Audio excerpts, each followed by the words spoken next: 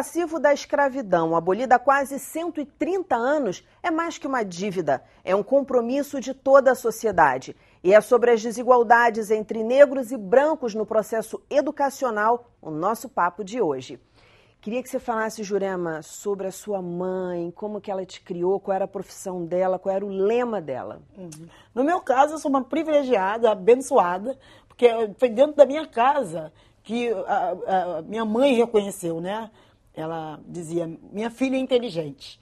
Numa sociedade racista, onde a gente é tido como burro, como pessoas não pensantes, aliás, como nem pessoas, né? Como não pessoas. Sabe, por exemplo, que na época da escravidão, o negro considerava-se que negro não tinha alma, e por isso não era batizado. Ou então era 2/3 de um ser humano, não era um ser humano. Não era um humano. Tinha uma discussão, né, da genética, se a gente era humano, se não era. E como não era humano, então não precisava de batizar.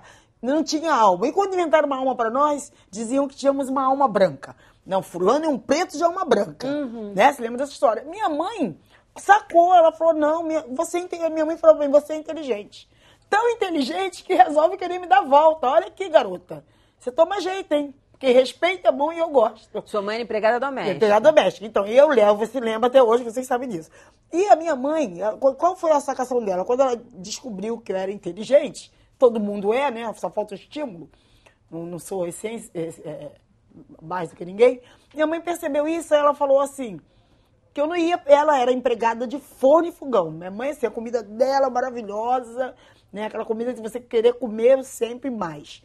Ela não quis me deixar isso como herança. Ela não me deixou aprender a cozinhar, né? Que era o maior dos talentos dela. E o que ela fazia? Ela trabalhava, né? Como doméstica e geralmente dormia nos empregos. Começava aquela jornada de 6 da manhã até lavar a louça do jantar. Imagina. Que agora, empregado doméstico tem vários direitos, mas naquela época não. E ela fazia um trato com as pessoas quando ela ia trabalhar. Olha, eu vou trabalhar e vou trazer minha filha, porque eu não posso deixar ela na comunidade sozinha. E a gente trata o seguinte, eu posso ganhar menos e trazer minha filha? Aí os patrões topavam, né? Aí ela, tipo, o salário fosse R$900, como de empregada doméstica aqui no Rio hoje, ela ganhava, tipo, 600, 500 e me tinha do lado, pra ficar estudando. Ela pagava para eu estudar. Sim, tá? sim. Então ela pagava, na verdade, uma pensão para mim na casa onde ela trabalhava. Sim. Que aí eu comia e dormia. Tinha comida, dormida e roupa lavada para estudar. E os livros? Aí eu aprendi a gostar de livros mais ainda, né? Porque tinha o quarto de empregada, né? Eu me lembro de Carolina, do quarto de despejo. Eu tinha o quarto da empregada e eu ficava sempre lá, porque minha mãe não gostava. Ela dizia, você não vai ficar zanzando aqui, não, que vão te dar tarefa. Tu fica dentro do quarto. Eu ficava dentro do quarto. Naquela época tinha escovão, os antigos sabem, o pano de chão, uma enceradeira, não sei o que mais. E eu descobri 2 prateleiras que tinham muitos livros. Livros, revistas, jornais velhos. E tinham uns sacos amarrados. Criança curiosa que eu era, fui lá abrir o saco. Descobri um monte de livros, gente. Pequeno Príncipe, olha. Ilíada, Odisseia. Eu comecei a ler, eu lia compulsivamente. Quando eu vi um barulho lá fora, eu achava que era um dos patrões, eu amarrava o saco correndo e enfiava o livro lá. Aí quando ficava tudo silêncio, eu pegava o livro, aí eu aprendi, eu fiz literatura brasileira, né? Foi ali do quarto de empregada que eu aprendi a gostar de ler. Isso aí me abriu muitos caminhos, né? Porque a matemática depende de saber interpretação de texto, né? A física, tudo, todas as matérias. Isso me fez ter uma carreira escolar muito boa, porque eu li muito. Olha que loucura, quer dizer, a postura da sua mãe em não te deixar zanzando ali, aliada à sua curiosidade, quer dizer, o papel dos pais, né? A gente tem o nosso papel, mas o papel dos pais aí nesse incentivo. Professor, estava falando sobre a sua mãe em relação a casamento. Mas antes eu queria dizer uma coisa. Com certeza. Quase tudo que a Jurema disse em relação à mãe dela se aplica à minha também.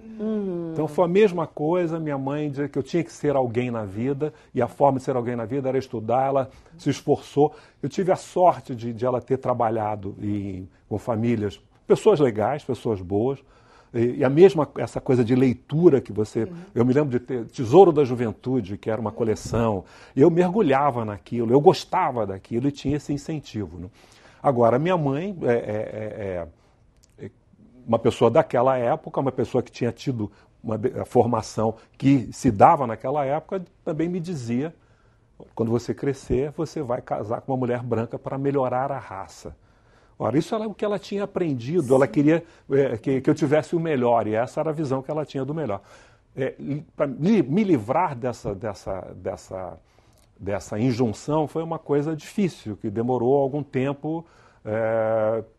Foi quando, no momento, primeiro eu descobri, e isso veio com as coisas lá do norte, as coisas que vieram dos Estados Unidos, do movimento negro americano, o Black is Beautiful. Então, descobri primeiro que eu não era inferior, que eu era bonito, que eu... Sim.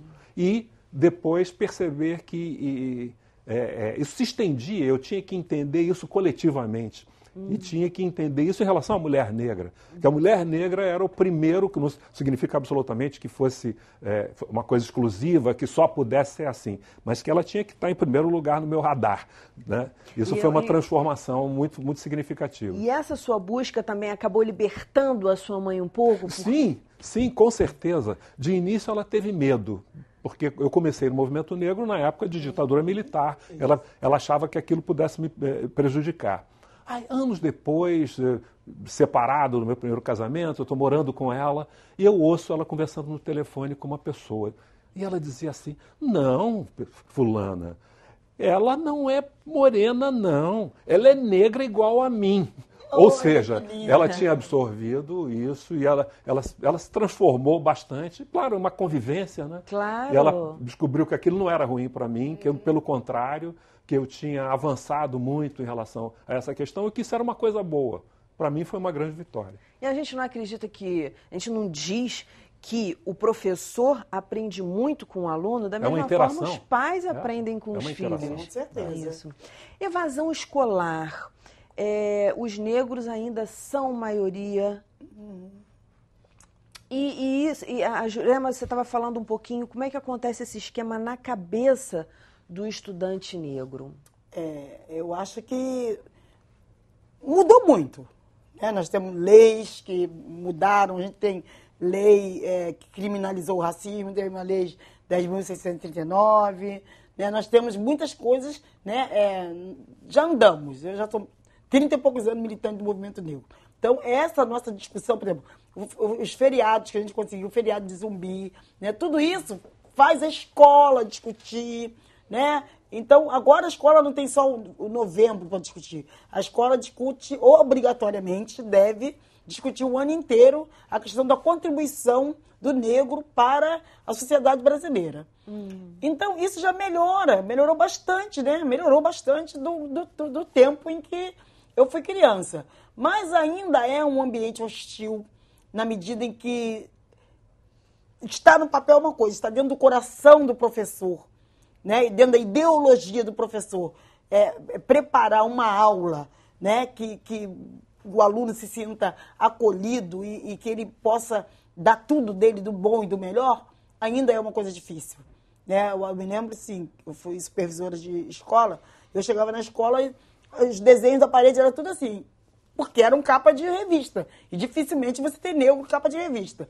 E eu falei, vamos parar com esse negócio. Então traz a foto das famílias e colocam aqui, para as crianças se verem. Então, porque assim, a escola, ela tem que ser atrativa, a escola tem que ser, propor para o aluno que ele vai conseguir andar passos largos. Se a própria escola, né, desacreditar do aluno, se o professor não acreditar que o aluno tem potencial, explorar esse potencial do aluno, dificilmente o aluno vai andar. E a evasão, ela se dá, e o professor Roberto Carlos falou sobre isso, a escola, mas também nós temos os meios de comunicação que diz muito sobre isso, né? Tem uma amiga nossa que faleceu, Lélia Gonzalez, que escreveu com o professor um livro chamado Lugar de Negro. A escola ainda reproduz muito isso, que o meio de comunicação reproduz. Qual é o lugar do negro quando você vê a novela ainda hoje? Qual é o lugar do negro quando você vê nas bancas de revista a capa de revista? Qual é o lugar do negro? Quem é que está nos iates? Quem é que está, sabe, comandando a empresa, quem é que está vendendo coisas, quem é que está vivendo nababescamente, quem é que está servindo. Então, a criança que não é boa vai falar assim, vou estudar muito para quê? E aí a evasão, para mim, tem muito a ver com essa história de perspectiva, de futuro, de onde esse aluno quer chegar. De como você é tratado e do que você vê na sociedade que esteja acontecendo. Você é importante, você é legal, mas você só se vê numa sociedade, né? Que aliás, Carlos sabe que eu sempre falo isso, é super importante ter empregada doméstica. Mas toda novela, a negra está como empregada doméstica. Não dá para ser outra coisa, só tem que ser isso. Exatamente. Não, e as pessoas dizem assim, eu escuto muito assim, porque esse negócio agora é tudo politicamente correto. A gente não pode falar nada porque tudo politicamente correto. Não pode falar mesmo, gente. Pô, mas não pode fazer nenhuma piadinha? Não pode mesmo. Mas faz de loura. Gente, mas olha só, olha a história, né? Você pega um povo que apanhou. Não, ele não pode fazer nenhuma piadinha, não. Porque tudo que foi conquistado foi com muito suor, foi com mortes, foi com torturas, entendeu? Você não vai comparar com a piada da loura, pô. Não tem como comparar. O gordinho também é humilhado. Mas eu nunca vi ninguém ser morto por ser gordo. A polícia confundiu o gordo, né? Professor, para finalizar, eu gosto muito do seu exemplo da primeira pergunta do ano, porque mostra assim, a sua inteligência. Como um menino de quantos anos? Do primário ainda. Do primário, de o quê? De 7 9 anos, a 10 anos, por aí. Como um menino de 7 a 10 anos já pensava em estratégias para ser aceito, para ser querido, para ser amado. Eu não diria que é pensar, é mais intuía isso, né? Me veio com uma intuição. Sim. Eu percebi uma necessidade. Que uma forma de eu evitar a discriminação era me destacar positivamente do ponto de vista intelectual. Claro que eu não formulava dessa maneira. E eu percebi que uma coisa, logo no início do ano, um novo professor ou professora, eu fazer uma boa pergunta, uma pergunta inteligente, provocava no professor a reação de que, não, peraí, esse aí, burro não é. Né? Esse aí talvez valha a pena o meu investimento. Mas eu me lembrei de uma situação muito interessante. Eu já estava no ginásio e a gente estudava História Geral, segundo ano de ginásio. História das Américas, na verdade. E existe uma conexão entre a Revolução Americana e a Revolução Francesa. Pessoas que participariam depois da Revolução Francesa ajudaram na Revolução Americana. E o professor pergunta, então, quem é que sabe quando aconteceu a Revolução Francesa? Eu falei, 14 de julho de 1789. Ele falou, tem 10, não precisa fazer a prova, e nós temos que fazer alguma coisa pela raça negra no Brasil. E eu não entendi absolutamente nada. Quando chegou no dia da prova, eu cheguei na porta, ele estava na porta, você já tem 10. E no mês seguinte ele fez uma outra pergunta, eu respondi, tirei 10, acabou o ano, eu nunca mais vi esse professor. Mas ele não esqueceu de nunca você. O nome dele é Deusdar, era o nome. Deusdar Magalhães Mota, era o nome dele. É o pai daquele intelectual Carlos Guilherme Mota, um intelectual de esquerda lá de São Paulo. Eu nunca mais esqueci. Então, uma coisa positiva, né, que veio por meio dessa minha preocupação com cultura, com a leitura, mas a percepção, a sensibilidade desse professor. Puxa vida, muitíssimo obrigada. Pode falar, Jurema. O meu acabou sendo no segundo grau, porque no primeiro grau eu sofri todas, né? No segundo grau eu estudei no Colégio João Alfredo, estadual. E lá o professor falou pra mim, garota, mas tu escreve tão bem, tu fala beça, hein? Você devia fazer português e literatura brasileira. Foi o que você fez. Aí eu fiz. É a coisa linda do professor. Tá vendo? Né? Professor. A gente não esquece. Professor. Esse é o professor. Eu tenho alguns também que nunca vou esquecer. Maravilhoso, professor Antônio. Né? Depois ele acompanhou minha vida política sempre. E ele falou, poxa vida, que bacana, você foi, né? São os grandes mestres. São os mestres, né? O mestre com carinho. Muitíssimo obrigada pela participação no programa. Voltem sempre. Não acho que seja parabéns, assim, a palavra para falar sobre a vida de vocês, mas admiração, muita admiração por vocês. Voltem sempre. O nosso programa está terminando e se você quiser ver novamente, basta acessar o site www.tvalerj.tv para mandar sugestões, perguntas ou fazer críticas. Escreva para nós no educa@tvalerj.tv e fique ligado aí no recadinho deles que aparece pertinho dos créditos que vão começar a subir. Educação, se você não se envolver, não rola. Até a próxima, TV Alerj, o canal do Povo Fluminense.